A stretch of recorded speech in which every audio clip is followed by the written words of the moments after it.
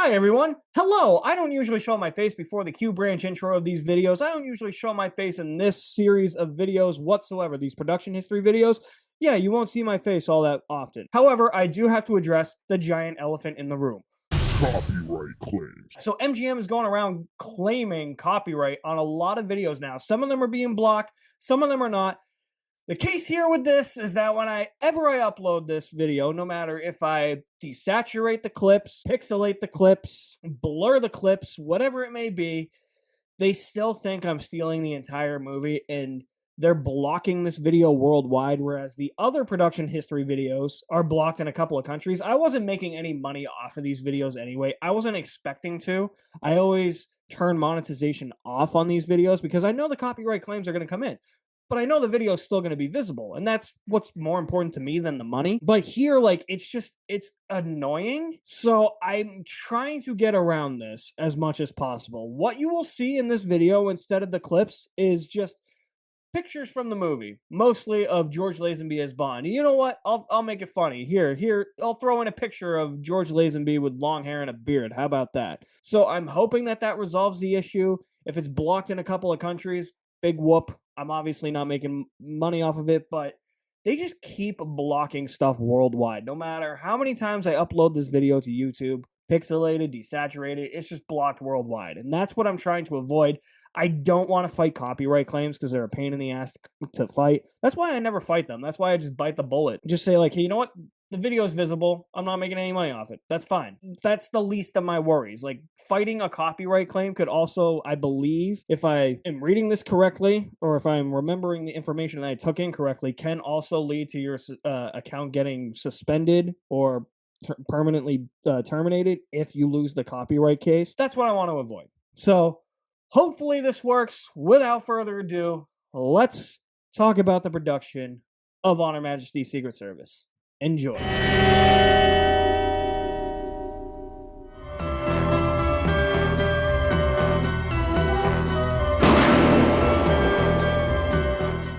Alright, here we are. We are here. We have made it out of the Connery era for the time being. This one will be interesting to talk about. It's notorious in the film series for a slew of things, like Bond getting married and his bride dying at the very end. In various ways, you could say that On Her Majesty's Secret Service, which for the sake of brevity I will most likely just refer to it as Majesty's throughout this video, is both a risky Bond film and a transitional Bond film, as we shift away from Connery and into George Lazenby.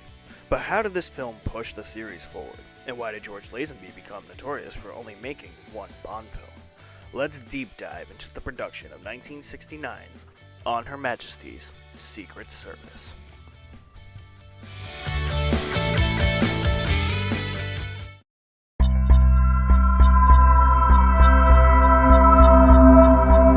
During the production of You Only Live Twice in 1967, incumbent Bond actor Sean Connery had announced that he was stepping down from the role after the film, and his resignation became official once the film was released.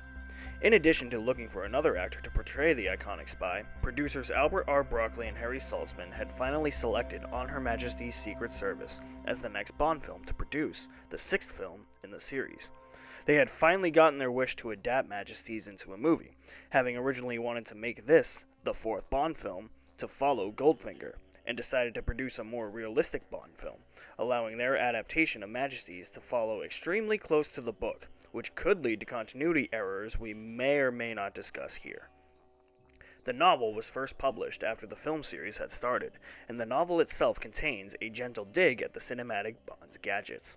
Since both Broccoli and Saltzman had planned Majesty's as the fourth Bond film, and that idea never came to fruition, Richard Maibaum had started writing the screenplay after the release of Goldfinger.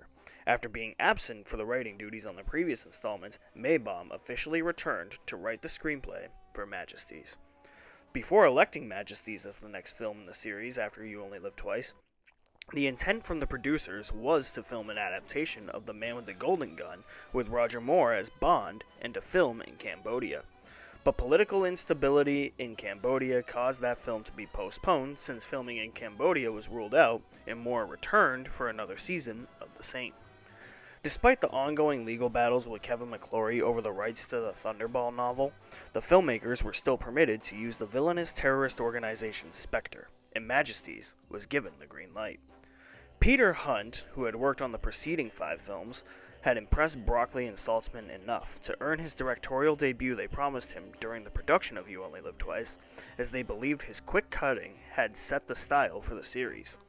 They honored their long-standing promise to Hunt to direct after Lewis Gilbert declined to return. Hunt had also asked for the position during the production of Chitty Chitty Bang Bang, and he brought along with him many crew members, including cinematographer Michael Reed. Hunt was focused on making his mark on the series, saying, "I wanted it to be different than any other Bond film would be. It was my film, not anyone else's." Majesty's would be the last film in the series Hunt would work on.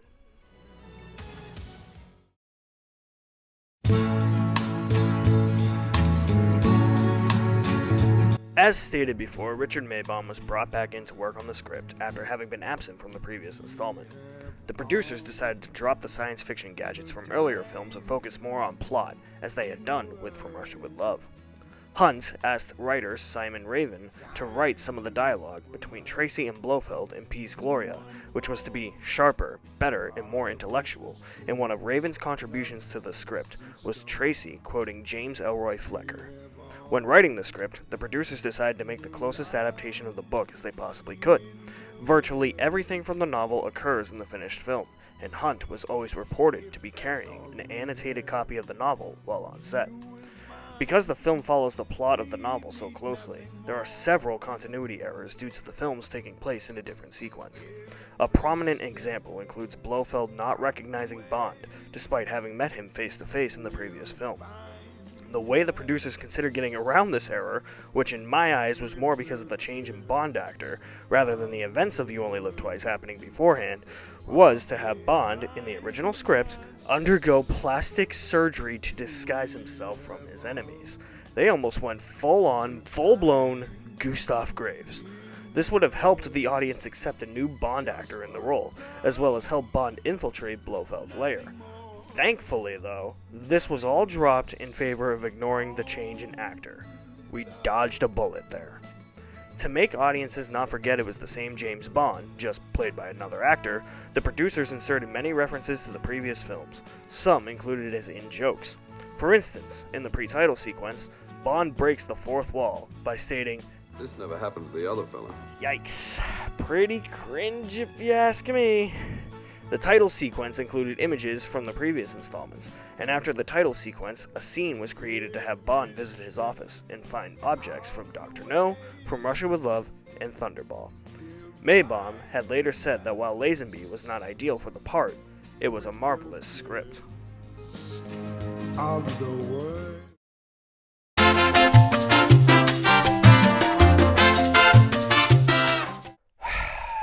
Alright, let's talk about it. Let's talk about the big giant elephant in the room. Let's talk about what you all came here for, or at least what I'm assuming you all came here for me to talk about the recasting of James Bond himself, 007. In 1967, after 5 films, Sean Connery officially retired from the role and was not on speaking terms with the producers. Thus began the search for a new James Bond. Over 400 actors, including some of the most famous from the Commonwealth, were considered for the role of James Bond. Englishman John Richardson, Dutchman Hans de Vries, Australian Robert Campbell, Scotsman Anthony Rogers, Greek Yorgos Fountas, and another Australian in George Lazenby were considered. Terence Stamp had a meeting with Broccoli to discuss the role, but talks never made it to the negotiation stage. Broccoli was, however, interested in rising star Oliver Reed, but decided his public image was already too distinct, and therefore took him out of consideration for the role. Lazenby had won the part, and was selected by both Broccoli and Hunt after they saw him in a commercial for Fry's Chocolate Cream. Lazenby dressed the part by sporting several Bond elements, such as a Rolex Submariner watch and a Savile Row suit that had originally been ordered for Connery, but remained uncollected by him. Lazenby also went to Connery's barber at the Dorchester Hotel. Broccoli had noticed Lazenby as the Bond-type man he was looking for, based on his physique and character elements, and offered him an audition. The position was consolidated after Lazenby had accidentally punched a professional wrestler in the face, as the wrestler was acting as a stunt coordinator, and this act impressed Broccoli so much with Lazenby's ability to display aggression. So, the role was Lazenby's, and he managed to be offered a 7-picture deal to play Bond. But something caught everyone by surprise. Lazenby would become known as the Bond actor who would only play Bond once. There are quite a few reasons for this. I think in my mind it's most commonly assumed that the poor publicity of Lazenby's performance drove him away from the role and the producers were forced to fire him. And sure, part of that may be the case and part of that may also be urban legend, but if that's not the reason, there's definitely other factors that come into play that I'm not 100% sure people are aware of. For one, Lazenby experienced difficulties during filming and had not received any acting coaching, despite his lack of acting experience. Hunt also had to address Lazenby through his assistant, which Lazenby started to become notoriously difficult to work with. He claimed that Hunt had ordered the cast and crew to keep a distance from him, as Peter thought the more I was alone, the better I would be as James Bond. His difficult reputation reared its ugly head, as there are personality conflicts with main Bond girl actress Diana Rigg, who was already an established star. But this was debunked by Hunt, and the reputation of Lazenby being difficult to work with was debunked by Hunt as well, confirming there were no difficulties, and if there were only very minor. He did start an ongoing joke with Rigg before filming a love scene though, saying, "Hey George, I'm having garlic for lunch. I hope you are." Lazenby was also brought onto the set at 8 o'clock in the morning the day they shot Tracy's death scene, and Hunt usually had to have long takes with Lazenby before and during shooting, making him rehearse all day long, breaking him down to the point of exhaustion in order to get the performance out of Lazenby. Hunt has also claimed that if Lazenby had stayed on for the role in Diamonds Are Forever, he would have directed that installment, and his original intention was to have Tracy's murder as the pre-title sequence of that film. But that was discarded after Lazenby left the role. But the main reason Lazenby only made one Bond film was because of his agent, Ronan O'Rahilly. O'Rahilly had convinced Lazenby not to accept the 7-picture deal to portray Bond. His reasoning for this was that O'Rahilly had convinced Lazenby that Bond was out of touch with the times and would not be relevant moving forward into the 1970s or beyond. Roger Moore touched upon this topic in his autobiography, stating, "George took some bad advice, and that he himself would never last beyond one film in the role. He decided to get out while his fame was riding high and refused to sign the 7-picture deal Cubby and Harry waved under his nose. I knew George then, and I have met him many times since. He admits he made a mistake." Not to state my personal feelings about O'Rahilly here, but how dumb is this guy? He thought the series would die out in the 70s, and look where we are now.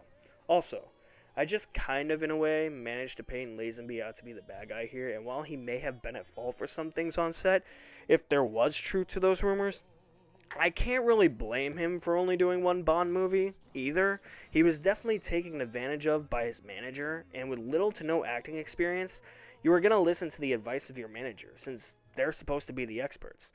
I like that he admitted it was the wrong decision to make, though, when talking about this movie in future interviews and appearances. For Tracy Draco, the producers wanted an established actress opposite Lazenby. Brigitte Bardot was invited, but the deal with her fell through after she was slated to star in Shalako featuring Sean Connery. This led to Diana Rigg being cast instead. Rigg was already established due to portraying heroine Emma Peel in The Avengers, and said one of the reasons she accepted the role of Tracy is that she always wanted to be in an epic film. Well, Donald Pleasence's performance as Blofeld was admired by both Hunt and Maibaum. They felt a recast was needed, and Maibaum originally wrote the role of Blofeld with Max von Sydow in mind.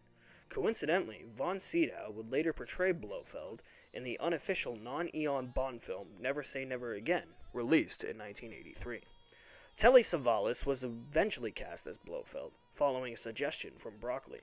He thought Savalas was a perfect fit, due to Savalas being a supporting actor for his entire career up to that point, aside from his first starring role in the British comedy Crooks and Coronets, released the same year as Majesty's.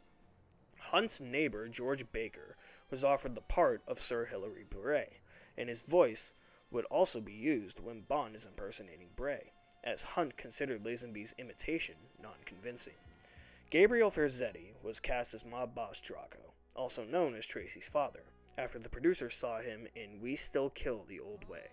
He was at a career peak at this point, and Draco became known as his best-known role.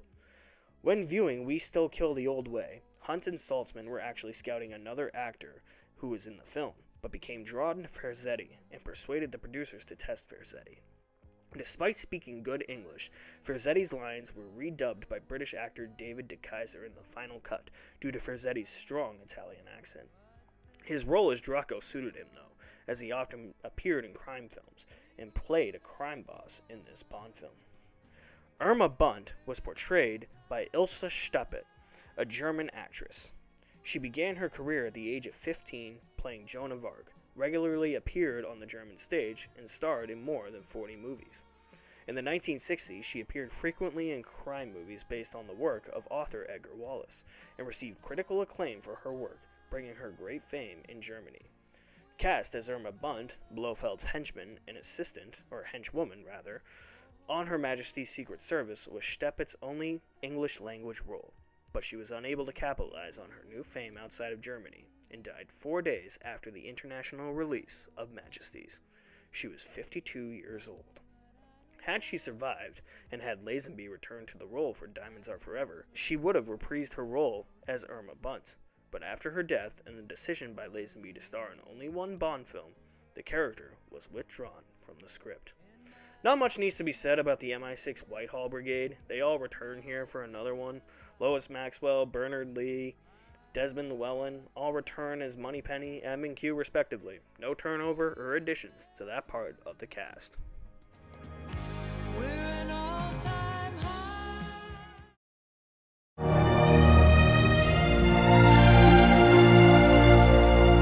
Principal photography for Majesties began on October 21, 1968 in the canton of Bern, Switzerland. The first scene that was shot for the film was an aerial view of Bond ascending the stairs of Blofeld's mountain clinic to meet the patients. The scenes were shot at the revolving restaurant Piz Gloria, located atop the Schulthorn near the village of Murrun.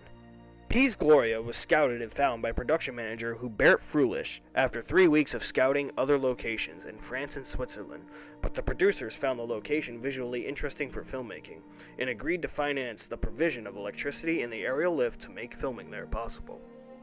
Piz Gloria was only a partially completed restaurant at the time of filming, and the owners allowed filming on condition Eon Productions paid $125,000 and made the interior sets as permanent fixtures and construct a helicopter pad. This involved 500 tons of concrete being taken up by the helicopter at a cost of $125,000. When the restaurant opened, it was given the name Piz Gloria used in the movie. The only public access to the restaurant is by cable car from the local villages like Murrun. Piz Gloria was the first established revolving restaurant in the world. The first ski chase scene in the Alps was shot on various ski runs around Schulthorn and Vengen, and the second one on the Slug as well as Winterberg Hill. The Christmas festival was filmed in Grindelwald, and Bond's spy mission in a lawyer's office was shot in Bern. While filming in Switzerland, production was hampered by weak snowfall, which was unfavorable to the action scenes involving skiing. The producers even considered moving production to another location in Switzerland, but the location they were considering was already occupied by the filming and production of Downhill Racer. The Swiss filming ended up running 56 days over schedule as a result.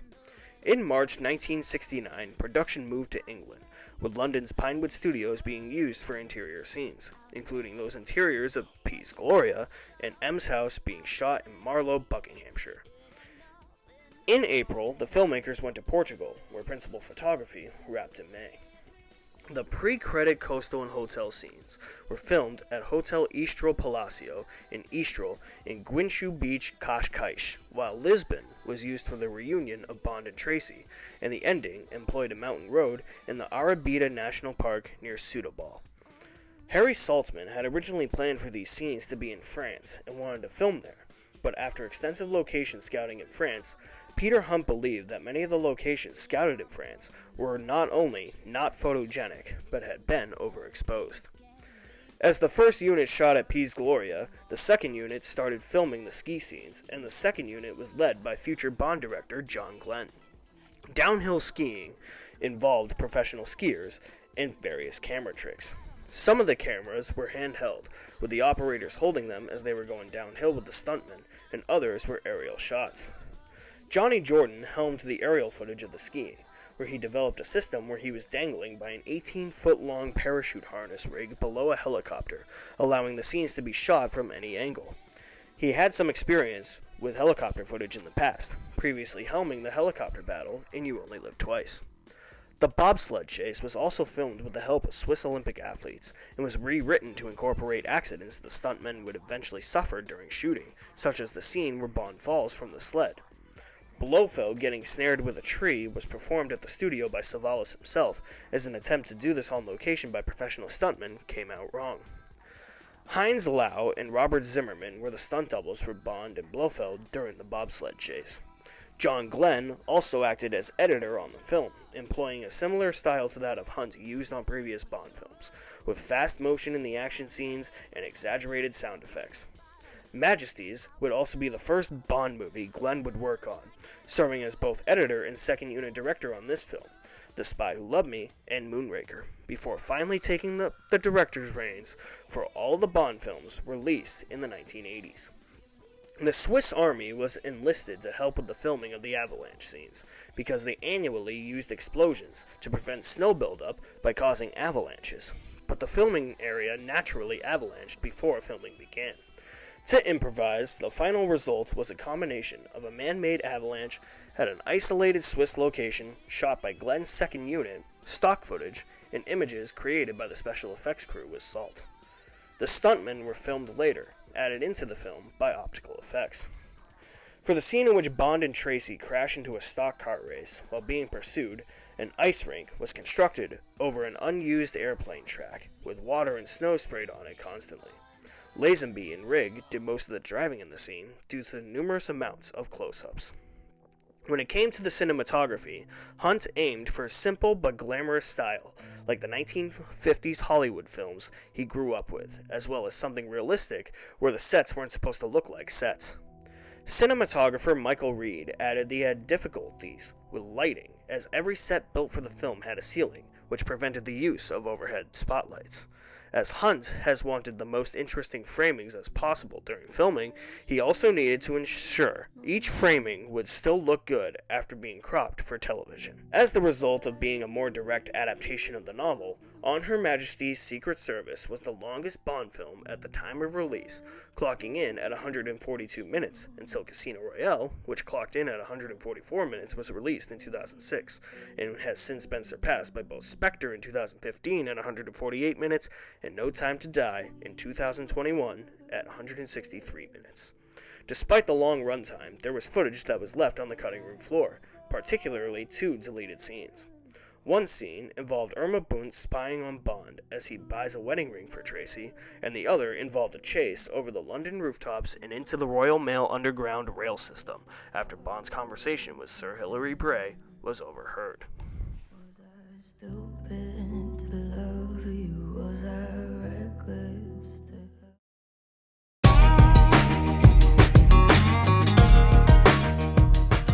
John Barry returned to compose a 6th consecutive Bond film, and his work on Majesties has been held in high regard.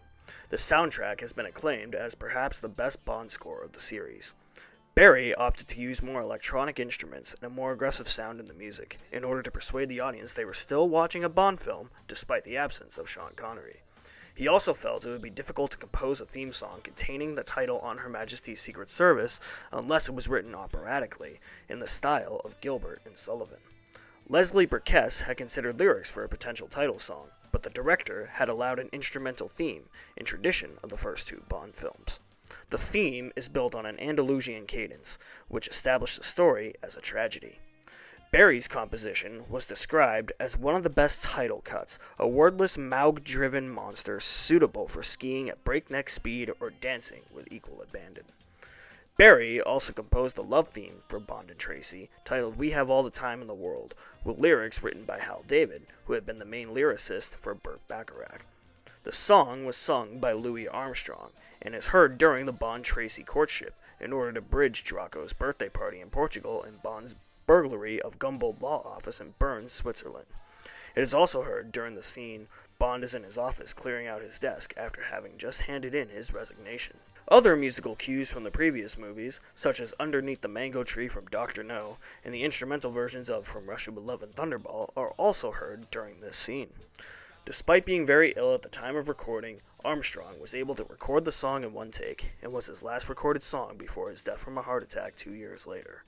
While the song barely made an impact on the charts at the time of release, Armstrong would record it again in 1970 and 1971. The song would go on to be used again in the series for the closing credits of 2021's No Time to Die. Barry and David went on to write 2 other songs for the film, and both were performed by Danish singer Nina von Pallant. One of these songs was called Do You Know How Christmas Trees Are Grown, tying into the film's setting of Christmas. The other song, The More Things Change, was recorded by Nina in the same recording session, but did not end up in the final film. It instead ended up as a B-side to Do You Know How Christmas Trees Are Grown, and an instrumental version of it appeared on John Barry's 1970 LP, Ready When You Are, JB. The theme, On Her Majesty's Secret Service, is used in the film as an action film alternative to the main Bond theme, as with Barry's previous 007 themes.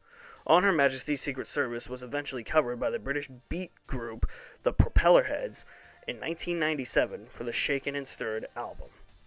Barry's orchestrator, Nick Raine, recorded an arrangement of the Escape from Peace Gloria, and was featured as a theme in the trailers for the 2004 Pixar animation film The Incredibles. This was mostly due to the fact that Barry was the first choice to score The Incredibles, but he declined the offer, not wanting to duplicate the sound of his earlier work.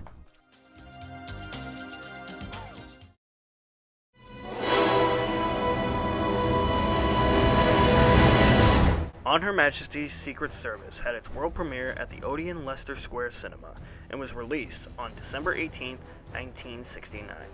To showcase the avalanche scene, the Odeon installed a new speaker system to highlight how the film's sound was recorded, which was recorded in stereo, so the cinema decided to showcase that effect.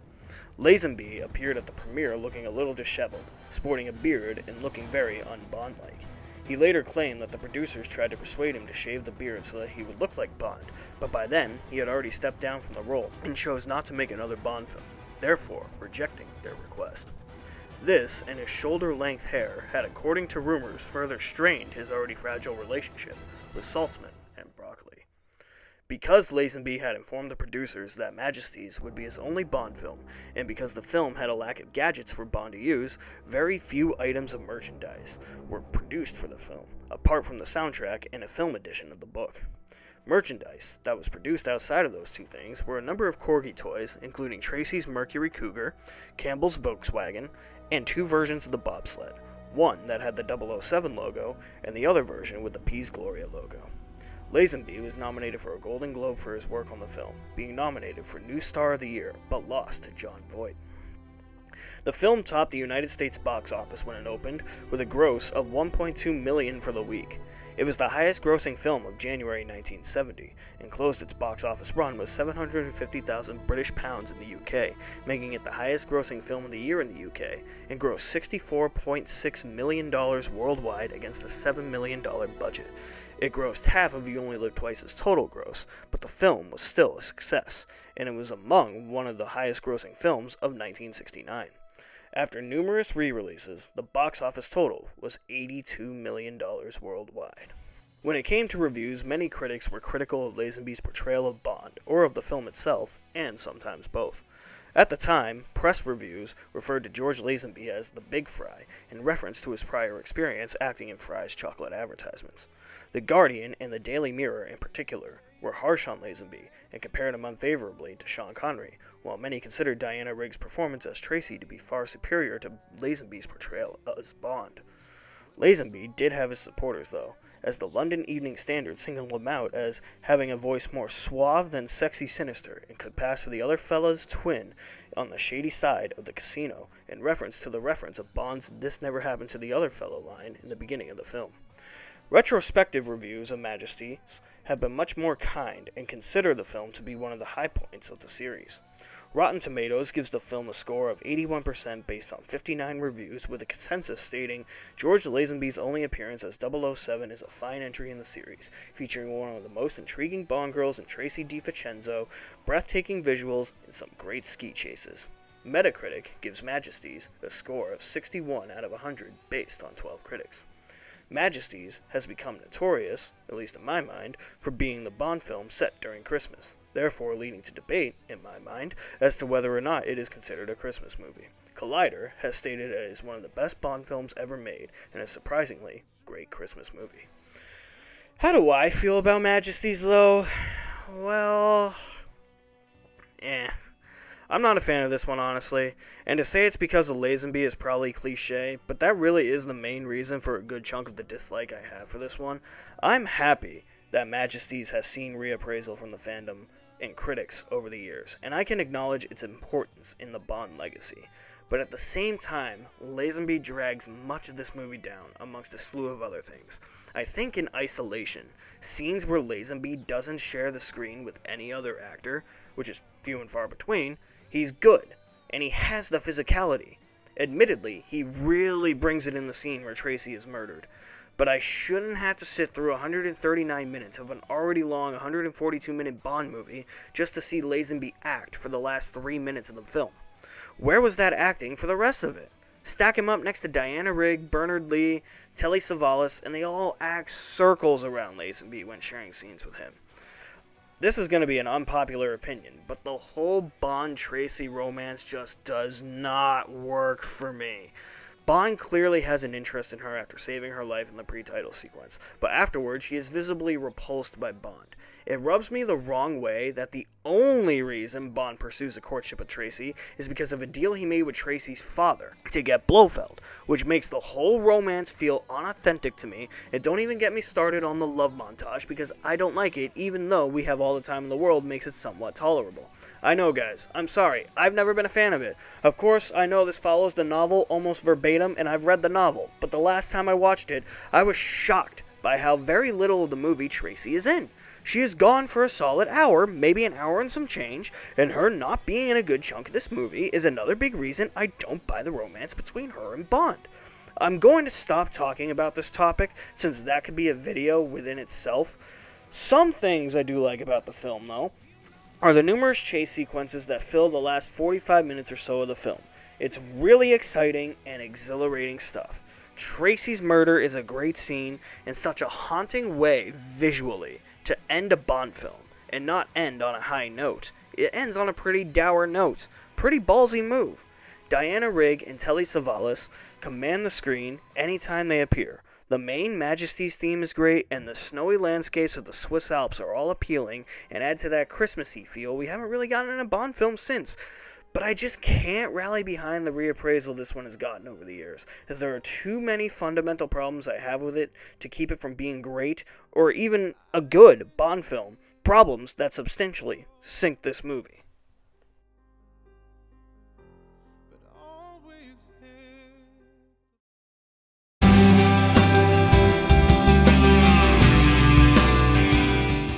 So there you go. That's Majesty's. The Lazenby era was short-lived. One and done. We are now through that era. When we get back to the next one, it's gonna feel like a backtrack since Sean Connery comes back as Bond. To be honest, the next one will be very tough for me to talk about, especially when we get to the reception part of that production, and I'll explain why. I have made my peace with not really liking Majesties, but Diamonds Are Forever, just as a sneak preview, may or may not take the cake as worst Bond film of all time for me. There may also be a special guest on the next video, but I want to try to keep it a surprise as to who it may be. I'll see you for the next production video when I cover 1971's Diamonds Are Forever. This is Q Branch, signing off.